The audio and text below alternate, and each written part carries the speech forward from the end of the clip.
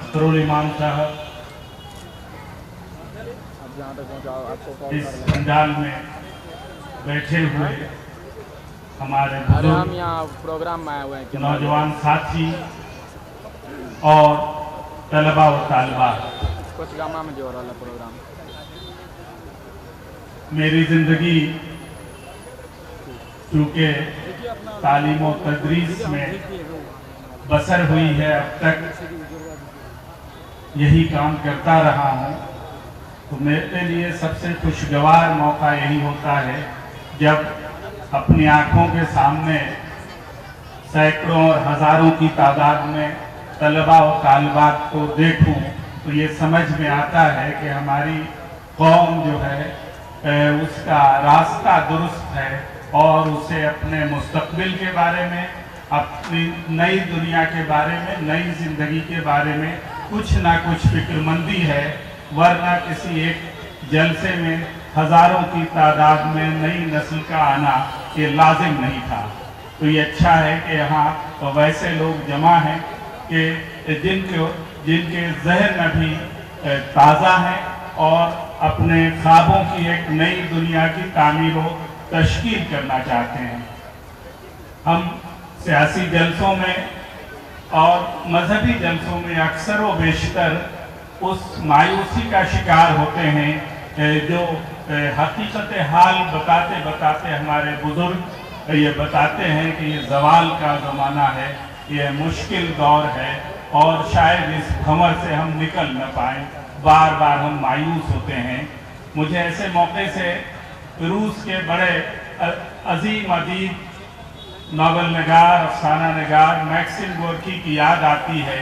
जब पहली जंग अजीम में ये दुनिया दो हिस्सों में बढ़ चुकी थी और लुटे पिटे कुंबे के तौर पर हर मुल्क अपने हिसाब से अपनी नई दुनिया बसाने की तैयारी कर रहा था। रूस से मैक्सिम गोर्की का ताल्लुक़ था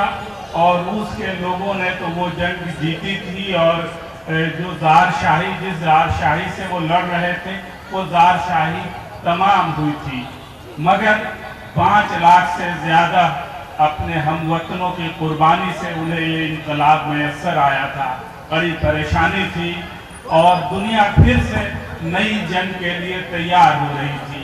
ये महज इत्तेफाक है कि मैक्सिम गोर्की की ज़िंदगी में दूसरी जंग अजीम नहीं हुई, लेकिन उनके मरते मरते दूसरी जंग सामने आ गई। तो मैक्सिम गोर्की ने एक ख़त बनाया था और अपने ज़माने के बड़े अदीबों को लिखा था। उसने कहा था कि जंग के बाद अब दुनिया में ऐसे हालात नहीं हैं कि क्रिएटिविटी के लिए, तख्लीकियत के लिए, नई बात सुनने के लिए कोई स्पेस हो। हर आदमी के जहन में कुछ नफरत, कुछ गम, कुछ खोया हुआ सच और जिंदगी में हार और जीत के बीच अगली हार और जीत के लिए मोर्चाबंदी, यही हर आदमी अपने दिल में संभाले हुए बैठा है। जो बड़ी नस्ल के लोग हैं, जो जिनकी उम्र 30 साल 40 साल हो चुकी है, अब उनमें इन नफरतों से और इन शिकस्तों से नए सिरे से जीतने की जो तैयारी है, उससे नई दुनिया की तामीर नहीं हो सकती है। तो उन्होंने ये निशाना रखा कि हम जो नए बच्चे हैं उनके लिए अदब लिखेंगे और उनके जहन की तामीर व तश्कील की कोशिश करेंगे। उन्हें ये आसानी भी मिली कि उनका उस वक्त का सदर लेनिन उनका बहुत हमराज था, दोस्त था। तो लेनिन ने ये मौका दिया कि चिल्ड्रंस एकेडमी कायम की जाए और उस एकेडमी ने दुनिया भर के अदीबों से बच्चों के लिए किताबें लिखवाईं और जो आज नई दुनिया तामीर हुई उनमें कुछ न कुछ उस एकेडमी का भी काम है, जब 40,000 से ज़्यादा लोगों ने बच्चों के लिए अदब तैयार कर दिया। तो जब नई नस्ल सामने हो तो सबसे अच्छा मौका यही होता है कि नई नस्ल की जहन साजी कैसे की जाए और हमारी कौमी तालीम का अगला खाका जो हो वो कैसा हो। आज हम लोग बार बार सुनते आ रहे हैं कि 2020 में एक नई तालीम का खाका मुल्क में गढ़ा गया है। یہ جب بات ہے جب دنیا میں پوری دنیا مرنے جینے کے دہانے پر تھی اور ہمیں معلوم نہیں تھا کہ ہم میں سے کون بچے گا، ہر گھر میں اور ہر گاؤں محلے میں کتنے لوگ رخصت ہو گئے، اسی عالم میں، اسی بے چارگی کے ماحول میں تعلیم کا ایک نیا خاکہ اس ملک میں رکھا گیا۔ جب ایسی مشکل گھڑی ہو، جب جینے مرنے کی باری ہو، اس میں ایسے خاکے کی گنجائش نہیں ہوتی ہے، اس میں تو پہلے جو بچا ہوا ہے اس کو سنبھالنے کا موقع ہوتا ہے۔ لیکن اس ملک میں عجب ایک الٹی رفتار ہے کہ اس ملک میں اسی زمانے میں یہ خاکہ رکھا گیا کہ نئی تعلیم تیار ہوگی۔ ہم میں سے جو یہاں بڑے لوگ بیٹھے ہیں، جن لوگوں نے پچھلے سال انٹرمیڈیٹ پاس کیا ہے، اس سال انٹرمیڈیٹ پاس کیا ہے اور بی اے کی جماعتوں میں جا رہے ہیں، انہیں پہلا اس کا شاخسانہ سمجھ میں آ رہا ہے جب 4 برس کے بی اے کا کورس پڑھیں گے۔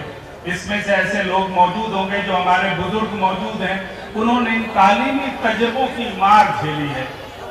تعلیم میں تجربہ ہونا چاہیے، لازمی طور پر ہونا چاہیے، لیکن وہ تجربے معیار کی قیمت پہ نہیں ہوں، وہ تجربے برائے تجربہ نہ ہوں۔ لیکن آج ہم ان حالات سے جوجھ رہے ہیں۔ تو تعلیم کا ایجنڈا نہ کسی سرکار کا ایجنڈا ہو سکتا ہے، نہ کسی ایک پارٹی کا ایجنڈا ہو سکتا ہے۔ تعلیم سماج اور انسانیت کے لیے ہے، تو یہ ایک گریٹر ایجنڈا ہے، ایک عظیم ایجنڈا ہے اور ہر آدمی اس سے کنسرن ہے۔ جس طرح سے ہم روٹی چاول کھاتے ہیں، اسی طرح سے اگر تعلیم کے بارے میں نہ سوچیں، تعلیم کے بارے میں اپنے اختیارات کا، اپنی ضرورتوں کا استعمال نہ کریں، تو وہ قوم پچھڑ جائے گی، وہ قوم ہار جائے گی۔ ہم ایک ایسے سماج سے آتے ہیں جو تعلیم کے اعتبار سے نہ بہت آگے بڑھا ہوا ہے، بلکہ بار بار اسے پچھڑے ملک کے طور پر دیکھا جاتا ہے، جہاں تعلیم ابھی یہی بہت بڑی بات مانی جاتی ہے کہ بھائی کیرل کا ایک ضلع ہے جہاں سب نے اپنا نام لکھنا سیکھ لیا ہے۔ اب نام لکھنا سیکھنے کو اگر ہم تعلیم کہتے ہیں تو یہ ہمارا پچھڑا پن ہے، یہ تعلیم نہیں ہے۔ یہ تو ہم نے صرف اپنے نام کے حروف سیکھے ہیں لکھنا، ان حروف میں معنی کیا ہے، ان حروف کے پیچھے کون سا نیا زمانہ ہے، کون سی نئی دنیا، یہ بھی ہم نے کہاں دیکھا ہے۔ تو ہم ایک پچھڑے سماج کے رہنے والے ہیں، اور پچھڑے سماج میں جو شخص رہتا ہے اس کی تعلیم کا نظام دوسرا ہوتا ہے، اور جو ترقی پسند علاقے میں ہے، ترقی یافتہ ہے، تو اس ملک اور اس قوم کی تعلیم کا ڈھانچہ دوسرا ہوتا ہے۔ تو ہمیں پہلا تو یہی فرق کرنا ہوگا کہ ہماری تعلیم کا نظام کیسا ہونا چاہیے۔ ہم